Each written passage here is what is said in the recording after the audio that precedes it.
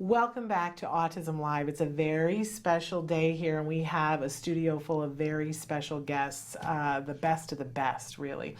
Sitting right next to me is Joanne Lara. She, as you guys know, is a regular here on the show. She's the co-founder of Autism Works Now, the creator of Autism Movement Therapy, and a million other things, and such a gift to our community. But joining us here in the studio right now, Jessica Cavanagh, wonderful actress and playwright of a very important play that is about to have its premiere here, world premiere in Hollywood. It's called Self-Injurious Behavior.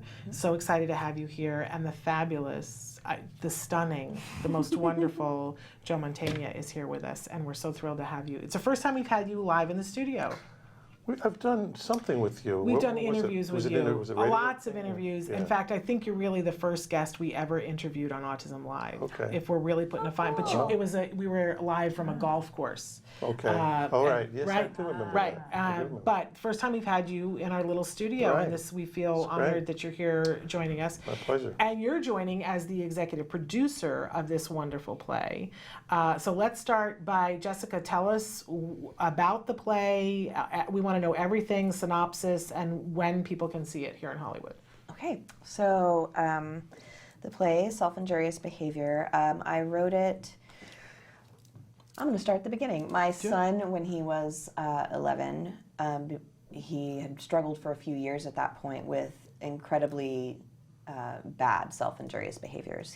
I won't go into all the details, but it got to a point where the worst point was we found that he had pulled his own molar out in the middle of the night, and that was when we kind of realized, oh, we literally can't watch him 24/7, and we realized we had to do something. So we made the decision to admit him to a group home, and I almost lost my mind.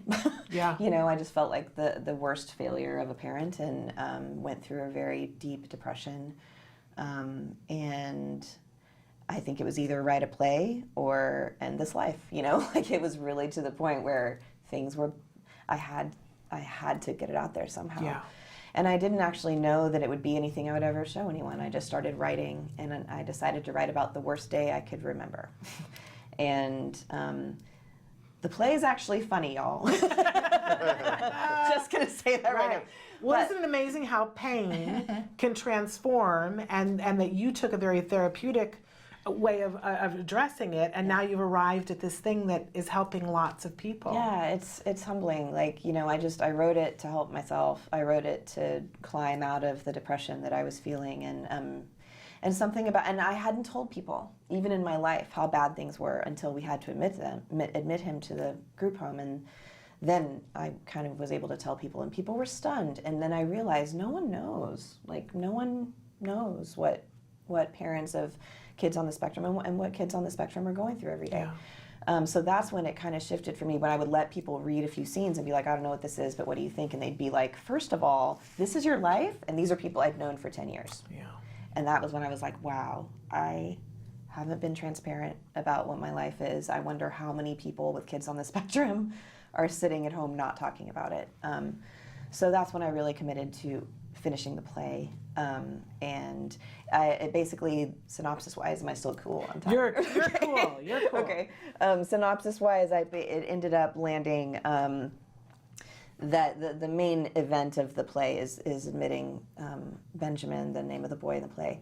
But the majority of the play is Summer, the mother, trying to get on with her life and trying to learn how to forgive herself. And her two sisters, after she admits Benjamin in the play, there's a few weeks where she's not allowed to see him, which is exactly the case as it was with me. And I went to stay with my sister in Portland for 3 weeks. And it was a transformative time for me, and I fell in love with Portland. And so I wrote a play, and in the play there are 3 sisters, because that's just more fun. And in the play, the 2 sisters take Summer to a Renaissance fair for the weekend to try to just get her out of herself, and she ends up experiencing her own bout of self-injurious behavior. We see that she does that to herself as well. And so the whole time she's just fighting memories and so there are flashbacks to what got them all to this point. So yeah, it's And you've got nothing but great press. I mean, the It's been buzz on the amazing. streets is that this is, the show to see, that it's transformative, and that it's gut raw, but funny and honest and the real deal. So that's what I'm hearing. I can't wait to see it. Tell us when the performances are and how we go about getting tickets, because everybody needs to go see this. Yes. So the performances are at Theater 68, and that's in NoHo. I do not have the address in my head, but somewhere it's on the I internet. think it's like 5112 Lancashire. Lancashire. I believe. 5112 Lancashire. There we go. There it Right in is. North I'm Hollywood. impressed Thank you, that you Joe knew that, Mantegna. Joe. Yeah, Isn't he amazing? I'm like, Good for so many things. I'm like Google. He is a Google.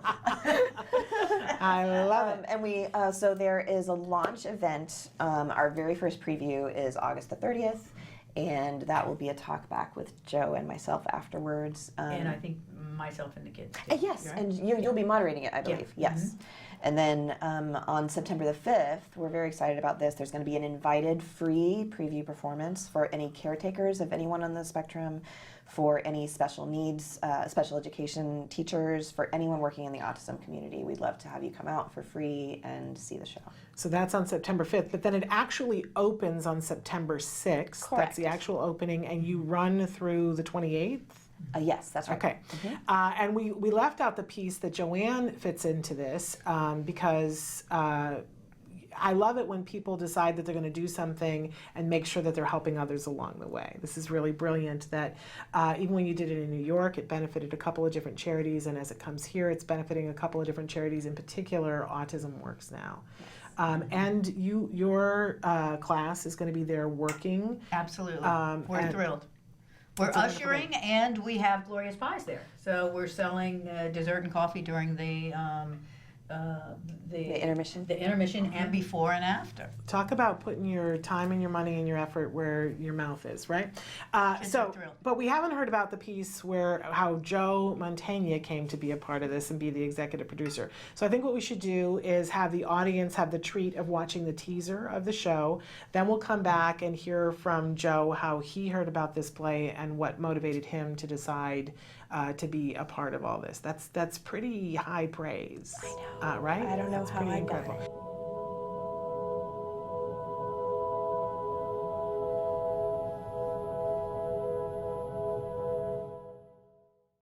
Hey, thanks for watching Autism Live. To subscribe, click here. And if you'd like to check out some more of our videos, click here.